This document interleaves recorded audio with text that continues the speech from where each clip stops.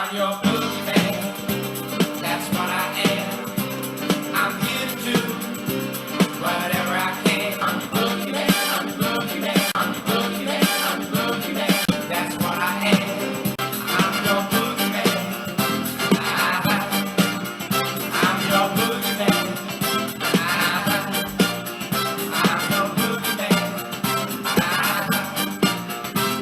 I'm your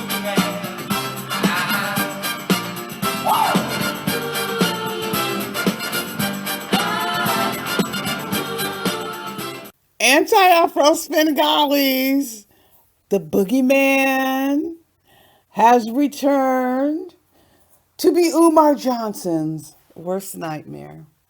I'm here to give you an update. People, I'm quite sure Umar really thought he had escaped the boogeyman.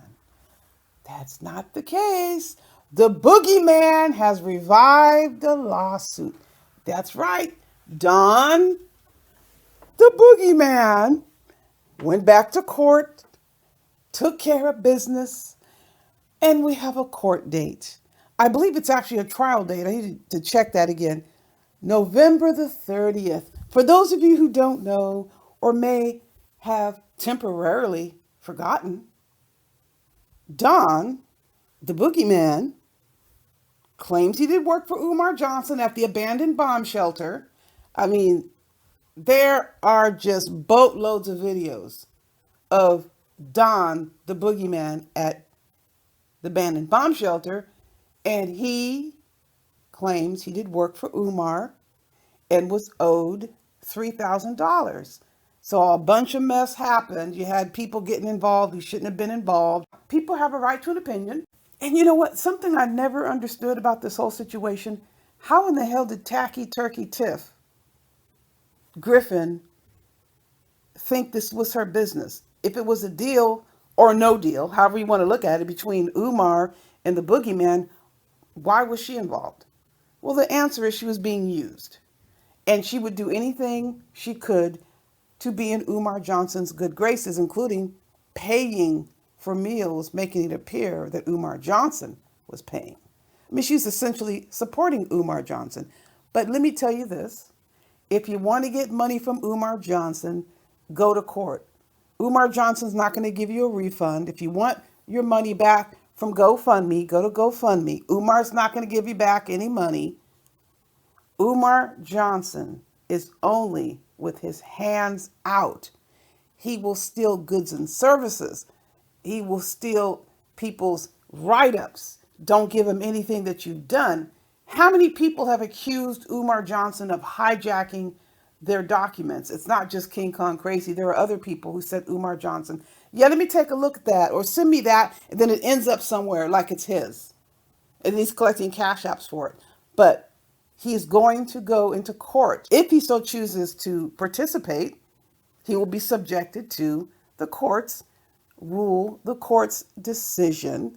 I mean, before somebody was accusing the boogeyman of recording the court hearing. I don't know what happened with who recorded what. Then there was another person trying to get on the Zoom and wouldn't show her face. Well, we don't know if it was a her or him, but it said Mrs. Murray, which is Donald's last name, which we all know. So I understand that the boogeyman is insisting on an in-person audience. So if Umar Johnson has any interest aside from getting a default, which means should the judge rule he defaulted, he would also have to rule, or she would have to rule, that Umar owes money. A default is not automatic as far as everything you're looking for. It still has to be within the confines of the law. But it's a straightforward request. You hired me to do work. You didn't pay me. You owe me. I want to say something. I went over this before in another video. All this stuff about IDs and all of that is irrelevant. People who are undocumented can file claims with the labor board or file a lawsuit if they work and didn't get paid. Whether or not you were here legally is not relevant when it comes down to you working and somebody not paying you.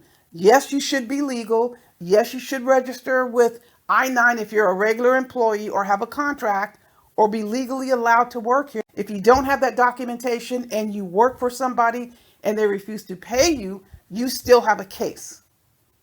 So, people, if you ever feel you have been ripped off, no matter what position the person is, they profess to be, doesn't matter. Take it to court. Another mistake people love to throw around, I'm not going to sue that person because they don't have any money. You can come onto the internet and get their super chats. You can attach their cash apps.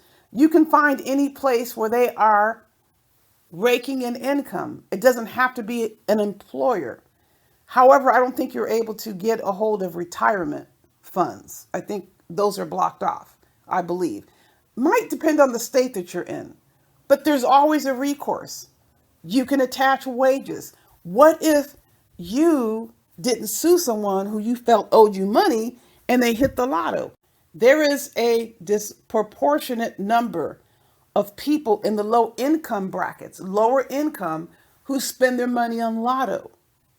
So I think a person who takes the attitude, I'm not going to sue because a person is poor or they're poverty stricken or whatever term people want to use to poverty shame people, they could hit the jackpot tomorrow. And if you didn't file that lawsuit on time, you're out.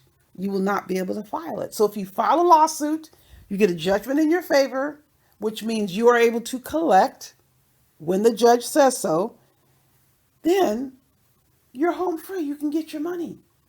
But we don't know what the judge is going to decide. That remains to be seen. But I'll tell you one damn thing.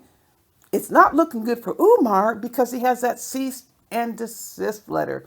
It's not looking good for Umar because he hasn't paid his taxes. So he can't say that he's a responsible person. It goes to credibility. He can't say that he's regularly paying his child support.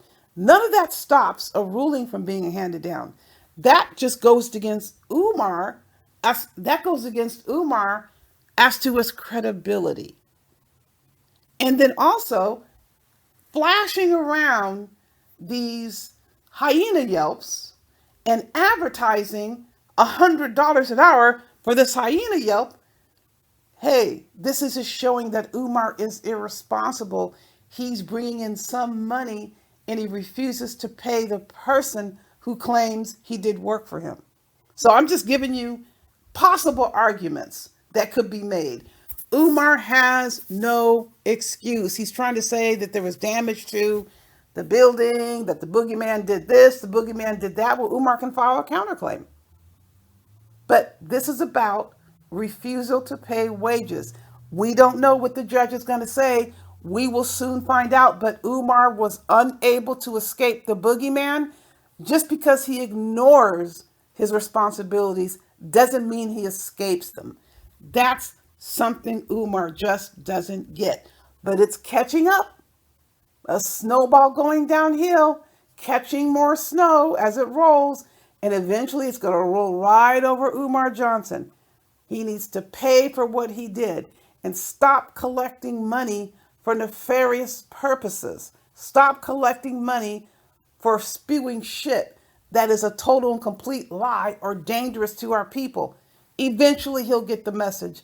But get your popcorn ordered from Amazon. It might run out at the stores. People are going to want to know what's happening with this case.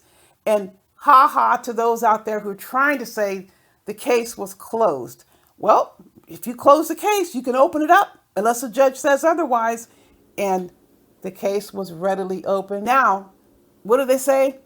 On and poppin'. You know there's much more to come, people. In the meantime, you know the drill. Buyer beware.